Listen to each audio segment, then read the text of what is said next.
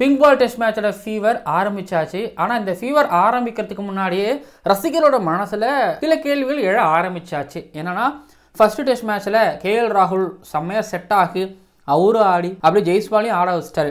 இப்போ ரோஹித் சர்மா உள்ளே வராரு, கில் உள்ளே வராரு அப்படின்னா கேஎல் ராகுல் ஓப்பனிங்கில் தான் ஆடுவாரா, இல்லை நம்பர் 3 போவாரா, இல்லை 6க்கு போவாரா? ரோஹித் வந்ததுனால கில்லு வரதுனால அணியில் என்னென்ன மாதிரியான மாற்றங்கள் இருக்கோ அது கேஎல் ராகுல் ஓப்பனிங் தான் ஆடணுமா, ரோஹித் தான் ஓப்பனிங் ஆடணுமா அப்படின்னு நான் டிஸ்கஸ் பண்ண போகிறேன். உங்களோட பிளேயிங் லெவலில் கீழே வந்து கமெண்ட் பண்ணுங்கள். ப்ளஸ் நான் என்னோட ஒப்பீனியன் சொல்ல போகிறேன். ரோஹித் சர்மா வந்து எங்கே இறங்கணும், கேஎல் ராகுல் எங்கே இறங்கணும்னு சொல்லிட்டு. ஸோ அதில் ஏதாவது எதிர்கருத்து இருந்தால் கீழே வந்து சொல்லுங்கள். நம்ம நிறைய விஷயம் டிஸ்கஸ் பண்ண போகிறோம். லேடிஸ் அண்ட் ஜென்டில்மேன், இந்த ICC world test championship 2025 India tour of Australia 2024, 2025 world Gavaskar trophy 2024, 2025 good bad அக்லியில் ஆடிலையில் நடக்க இருக்கக்கூடிய பிங்க் பால் டெஸ்ட் மேட்சோட இந்தியன் டீமோட பிளேயிங் லெவன் தான் இந்த வீடியோவில் நீங்கள் பார்க்க வந்திருக்கிறீங்க. மறக்காமல் லைக் போட்டுட்டு பாருங்கள். லைக் பண்ணிவிட்டு அப்புறம் கமெண்ட் பண்ணுங்கள். ஏன்னா நீங்கள் லைக் பண்ணால் தான் நம்மளோட வீடியோவை யூடியூப் நிறைய பேருக்கு கொண்டு போய் சேர்க்கும், ரீச் கொடுக்கும், வியூஸ் வரும். ஸோ அந்த ஒரு நல்ல ஒரு நோக்கத்துக்காக மட்டும்தான் உங்ககிட்ட நான் கேட்குறேன். சூப்பர் தேங்க்ஸ் எல்லாம் பண்ணுறீங்கன்னா ப்ளீஸ் தயவு செஞ்சு பண்ணிடுங்கப்பா. சரி, ஓகே, நம்ம முதல்ல இந்த கேஸுக்குள்ளே போயிடலாம். என்னை பொறுத்த வரைக்கும் ஓப்பனிங் நான் கலைக்க மாட்டேன். ஓப்பனிங் நான் எந்த விதத்துலையும் மாற்றிக்கவே மாட்டேன். கேஎல் ராகுல், ஜெய்ஸ்வால் தான் ஓப்பன் பண்ணணும். இந்த ஒரு மேட்ச் ஆனதுக்காக அப்படின்னு கேட்டீங்கன்னா ஆமாம், இந்த ஒரு மேட்ச் ஆனதுக்காக தான். ஏன்னா ஃபர்ஸ்ட் இன்னிங்ஸில் பேர்த்தில் அவ்வளோ ஃபோக்கஸ்டாக கண்ட்ரோல்டாக கேஎல் ராகுல் ஆனார். ஒருவேளை அந்த டெசிஷன் அம்பையர் கேஎல் ராகுல் பக்கம் சாதகமாக கொடுத்துருந்தால் அன்னைக்கு கேஎல் ராகுல் ஒரு 70 மேலே அடிச்சுருந்துருப்பார். அதுக்கப்புறம் செகண்ட் இன்னிங்ஸில் டெஃபினட்டாக ஒரு 100 அவர் மிஸ் பண்ணார். ஸோ இப்படி பார்க்கும்பொழுது எனக்கு பேர்த்தில் அவ்வளோ கண்ட்ரோல்டாக இருக்கிறாரு, கான்ஃபிடென்ட் இருக்குது. ஸோ ஆடிலையில் நான் அவரை தான் வந்து இறக்குவேன். சரி, வேறு எங்கேயாவது இந்த ஒரு மேட்ச் ஆடி சரிப்பா ஒரு மேட்ச் ஆடி இருக்கிறாருப்பா, இருந்தாலும் இதுக்கு முன்னாடி யாருப்பா அந்த இடத்துல ஓப்பன் பண்ணா அவங்க தான் இப்போ ஓப்பன் பண்ணணும்னு சொல்லியிருந்திருப்பேன். ஆனால் எனக்கு ரோஹித்தை விட பெட்டராக கேஎல் ராகுல் ஆடுறாரு அப்படின்னு சொல்கிறத விட அந்த பொசிஷனுக்கு கேஎல் ராகுல் ரொம்ப சரியாக ஆடுறாருங்கிறது ரொம்ப சரியான ஒரு விஷயம். ஆக்சுவலி கேஎல் ராகுல் கிட்ட வந்து இன்டிமேட் பண்ணியிருந்திருப்பாங்க, சொல்லும் போதே இல்லை. பொதுவாகவே அந்த பிளேயருக்கு அந்த பொசிஷன் கொடுக்குறாங்க அப்படின்னா தெரியும், ஓகேங்களா? டீம் பிளேயராக தான் அவங்களுக்கு தெரியும். இப்போது நம்ம அந்த பொசிஷன்லாம் டெம்பரரி ஆடிட்டு இருக்கிறோம், பெர்மனெண்ட்டாக ஆடுறவங்க தானே அந்த பொசிஷன் நம்ம கொடுத்துருன்னு சொல்லிட்டு. ஸோ நம்ம பொசிஷன் எதுவும் அந்த பொசிஷனுக்கு போயிடணுங்கிறதும் வந்து கண்டிப்பாக கேஎல் ராகுல் தெரிஞ்சதுக்கும் நம்ம இந்த பொசிஷனில் ஒரு 100 அடித்தாலும் திரும்ப நம்ம 6 தானுங்கிறது அவருக்கு தெரிஞ்சிருக்கும். ஆனால் டீமுக்கு நல்லதுன்னா இதை மாற்றலாம், கண்டிப்பாக அதை மாற்றலாம். ஸோ கேஎல் ராகுல் ஓப்பன் பண்ணுறது தான் சரியாகவும் இருக்கும். கேஎல் ராகுலோட புகழ் நான் கொஞ்சம் பாடிக்கிட்டுங்களா? இப்போ வர யங்ஸ்டர்ஸ் இருக்கிறாங்கல்ல, நீங்கள் சொல்லுவீங்க, சில பேருக்குலாம் நீங்கள் சப்போர்ட் பண்ணுவீங்கல்ல, அந்த யங்ஸ்டர்ஸ்லாம் கேஎல் ராகுலை பார்த்து கற்றுக்கணும். கேஎல் ராகுல் எந்த பொசிஷன் கொடுத்தாலும் என்ன ரோல் கொடுத்தாலும் அதை சிறப்பாக செய்கிறாரோ இல்லையோ அதை பண்ணுவார். சூப்பராக பண்ணிட்டாருப்பா அப்படி சொல்கிற அளவுக்கும் பண்ணுவார். நான் 2017-18 நான் பார்த்துக்கிட்டு இருக்கேன். நிறைய டவுன்ஸ் பார்த்துருக்கிறாரு, ஆனால் அதே அளவுக்கு அப்புகளையும் பார்த்துருக்காரு. அதே அளவுக்கு அந்த பொசிஷனை வந்து பார்த்தீங்கன்னா நல்லாவும் பண்ணி கொடுத்துருக்காரு. விக்கெட் கீப்பிங்கும் பண்ணுவார், ஸ்டாண்ட் பை கேப்டனாகவும் இருப்பார், ஓப்பன் பண்ணுவார், மிடில் ஆர்டருக்கு வருவார், லோவர் மிடில் ஆர்டரில் வருவார், ஃபினிஷராகவும் இருப்பார். எல்லா வேலையும் கேஎல் ராகுல் பார்த்துட்டாரு. வாய்ப்பு வேணும், இந்தியாவுக்காக நான் ஆடணும், நான் லெவலில் இருக்கணும், என்ன வேணாலும் பண்ணுவேன், இப்படி ஒருத்தன் இருந்தான்னா இங்கே நீ முயற்சி பண்ணாலும் அவனை விட இவனுக்கு நிறைய வாய்ப்பு கிடைக்கும். அதனால தான் கேஎல் ராகுல் இவ்வளோ தூரம் இத்தனை நாள் சஸ்டெயின் பண்ணி வந்திருக்கிறாரு. அந்த அலோப்டேஷன்லாம் அவ்வளோ சாதாரண விஷயம் கிடையாதுங்க. பொசிஷன் மாற்றி ஆடிட்டு இருக்கிறதுலாம் அவ்வளோ சாதாரண விஷயம் கிடையாதுங்க. கேஎல் ராகுல் புகழ் முடிஞ்சிருச்சு. கேஎல் ராகுல் தான் ஓப்பனிங்கு. இதில் எந்த விதமான ஒரு எதிர்கருத்தும் நான் வைக்க மாட்டேன், நீங்கள் வச்சாலும் நான் கண்டுக்கவும் மாட்டேன். கேஎல் ராகுல் தான் ஓப்பன் பண்ணுவார். என்னை பொறுத்த வரைக்கும் ஓப்பன் பண்ணாலும் பிரச்சனை கிடையாது. நம்ம 6க்கு போனாலும் டீமுக்கு நல்லது தான் பண்ணுவார் அவரை பொறுத்த வரைக்கும். ஸோ ஜெய்ஸ்வால், கேஎல் ராகுல் அந்த கோஆர்டினேஷன் வேறு லெவலில் இருந்துகிட்டு இருக்கு. 1-down பொசிஷன் நம்பர் 6, ஒருவேளை நம்பர் 5 நீங்கள் கூட நீங்கள் வச்சுக்கோங்களேன். ஆனால் ரிஷப் பண்டோட பேஸ் கலைக்க வேணாம், ஓகேங்களா? அந்த இடத்துல அவர் சூப்பராக ஆடிட்டு வந்துகிட்டு இருக்காரு. ஒரு லெஃப்ட் ஹேண்டரும் முன்னாடியே வராருங்கிறதுனால ரிஷப் பண்ட் கலைக்காதீங்க. 1 down அதாவது நம்பர் 3, நம்பர் 6 கில்லு, ரோஹித் சர்மா, இந்த 2 பேர் வராங்க. ரோஹித் சர்மா 1 down, கில்லு 6னா நான் ஒத்துக்க மாட்டேன். ஒரு யங்ஸ்டர் ஆட விடுங்க. அந்த பொசிஷனில் அவர் ஒரு மாதிரி டெலிவரி பண்ணிக்கிட்டு இருக்கிறாரு.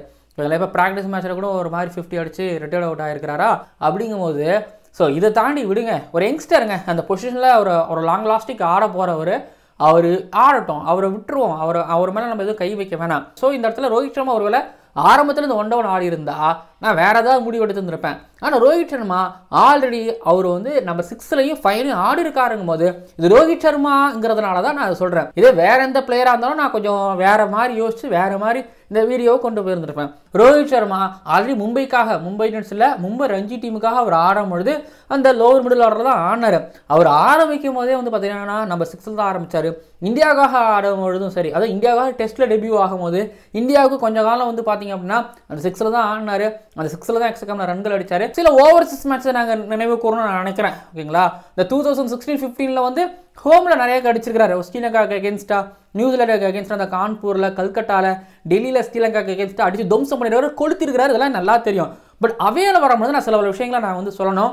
ஏன்னா அவேல ரோஹித் சர்மா வந்து ஒரு மாதிரி பூனை அப்படின்னு சொல்லி யாரும் சொல்லுவாங்க. ஆனால் சில பல 30s 50s வந்து பார்த்தீங்க அப்படின்னா இதெல்லாமே இதெல்லாமே ரோஹித் சர்மா பண்ணியிருக்கிறாரா அப்படின்னு சொல்கிற மாதிரி இருக்கும். ஒரு டெஸ்ட் மேட்ச் 2017 செஞ்சுரியனில் சவுத் ஆஃப்ரிக்காவுக்கு அகேன்ஸ்டா 151 டார்கெட்டு. எல்லாரும் ஒரு மாதிரி இந்த ஸ்விங்கிங் கண்டிஷன் தடுமாறிக்கிட்டு இருப்பாங்க 4th இன்னிங்ஸ். ஆனால் அவர் மட்டும் அந்த 47 ரன் அடிப்பார். அதுக்கப்புறம் வந்து பார்த்தீங்கன்னா ஆடிலையில் வந்து மேலே விக்கெட் விழுந்தோம். புஜாரா கொஞ்சம் அடிப்பார். புஜாரா அடித்ததுக்கு அப்புறம் அந்த இடத்துல 30 ரன்னும் ஒரு பெரிய ரன் தான். இந்தியாவுக்கு அந்த ஜெயிக்கிறதுக்கு அந்த 30 ரன்னும் ஒரு உதவிகரமான ரன்னாக தான் அப்போ இருந்துச்சு. So 61 ball something 37 run.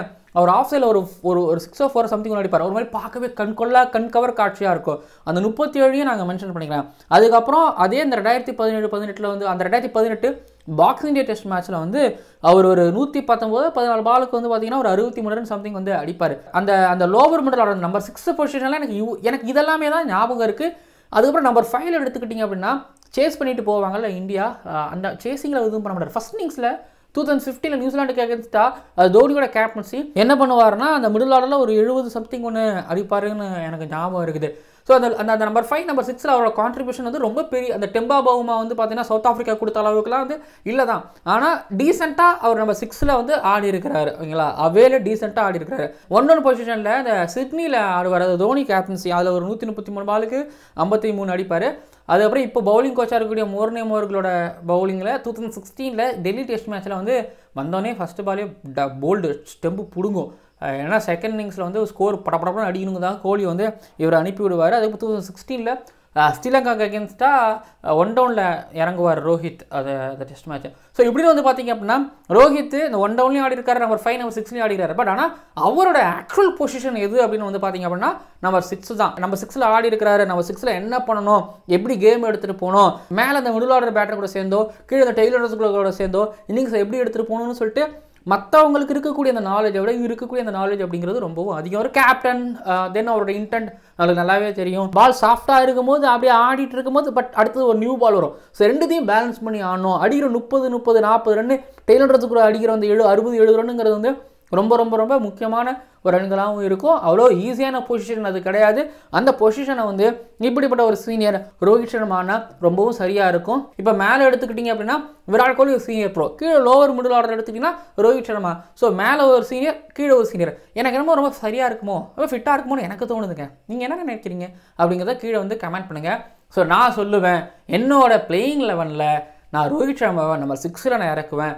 5ல் Rishabh பண்ணிட்டே இருக்கட்டும். 3ல் வந்து பார்த்தீங்கன்னா சுப்மன் கில் ஆடட்டும், ஒரு யங்ஸ்டர்ஸ். ஓப்பன் வந்து பார்த்தீங்கன்னா கேஎல் ராகுல் பண்ணுறது தான் சரியாக இருக்குன்னு நான் நினைக்கிறேன்.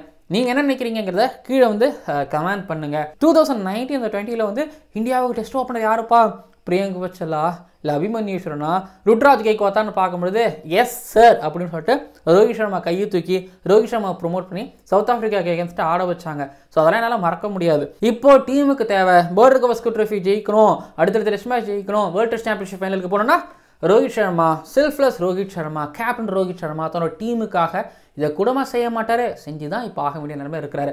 நீங்கள் வந்து கீழே வந்து கமெண்ட் பண்ணுங்கள், கேஎல் ராகுல் ஓப்பன் பண்ணணுமா, ரோஹித் ஓப்பன் பண்ணணுமா?